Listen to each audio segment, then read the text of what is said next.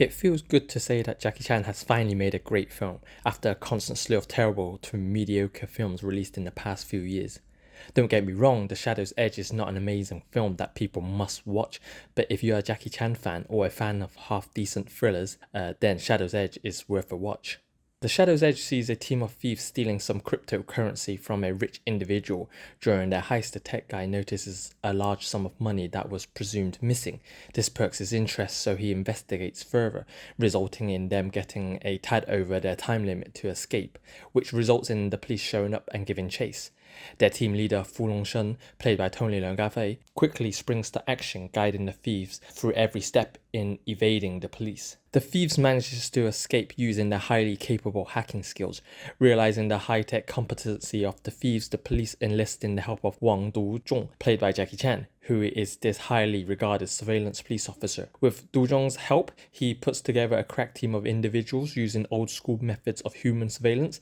Du-zhong manages to catch up to the thieves. What makes the film good compared to other JC outings is the quality of the script. It's no high art by any means, and there are some glaring flaws throughout, but the film is able to build tension, and that is a very important component to a thriller. Sure, the highly capable computer nerd is a bit overused and a tad convenient, but you are caught in the moment of seeing how our protagonists are able to overcome such a highly skilled individual. The cat and mouse of two highly intelligent individuals is played out, but if done well, it does not get old, and here it is done well, especially with two veteran actors such as JC and Tony Leung playing off of each other so well.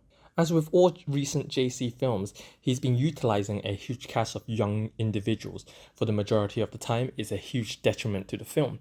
Here it's slightly better, with the likes of Zhang Zifeng, who gives a strong performance as Guo Guo. She shows frustration and pain with ease and also demonstrates a hard edge despite her petite appearance. The major problem with the film is that there are too many cast members and not everyone is given sufficient time to be even necessary to the film.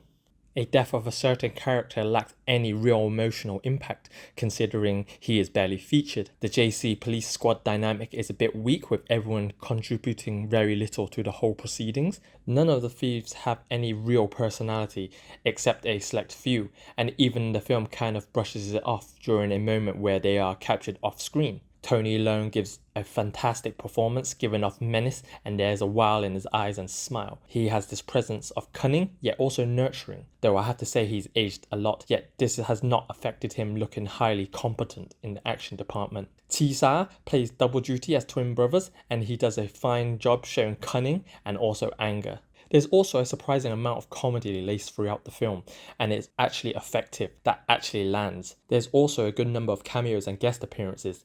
The likes of Yu Rongguan makes an appearance as Zhang Zifeng's father, though sadly he does not get to fight. Then there's Melvin Wong, who plays the police commissioner, and there's a blink and you'll miss it Yun Chou playing the homeowner. Topping things off is the fantastic action on display.